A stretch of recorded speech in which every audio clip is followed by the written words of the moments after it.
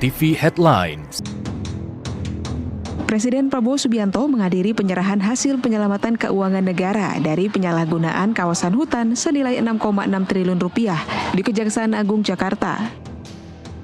Prabowo menyebut nilai kerugian itu belum seberapa. Ia menyebut uang denda dan perampasan itu dihasilkan dari 20 perusahaan yang ingkar dari kewajibannya. Dia pun menegaskan bahwa pemerintah tidak main-main menindak para pihak yang melanggar aturan.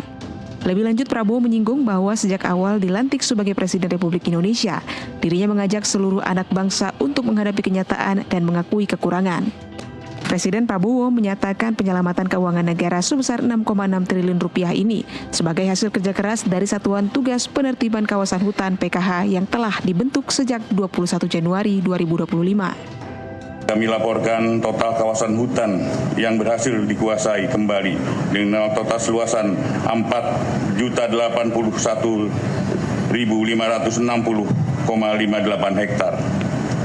Dari jumlah tersebut, Satgas PKH akan menyerahkan kembali lahan kawasan hutan tahap 5 dengan total 896.969,143 hektar yang terdiri dari lahan perkebunan kelapa sawit diserahkan kepada kementerian lembaga terkait dari Satgas PKH ke Kementerian Keuangan, selanjutnya ke Danantara, kemudian diserahkan pada Agrinas seluas 240.575,383 hektar dari 124 subjek hukum yang tersebar di 6 provinsi. Saya kira ini bisa dikatakan baru ujung dari kerugian bangsa dan negara kita. Baru ujung.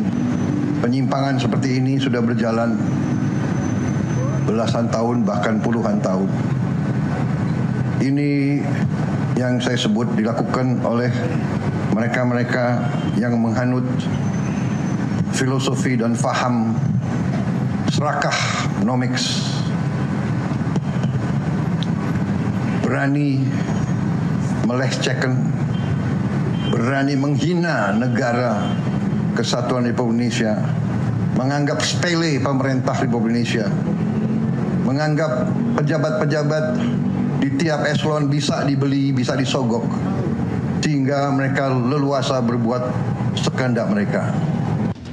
Sebagai detailnya, penyerahan uang senilai 6,6 triliun rupiah ini berasal dari tagihan denda administrasi kehutanan senilai 2,3 triliun rupiah yang berasal dari 20 perusahaan sawit dan 1 perusahaan tambang.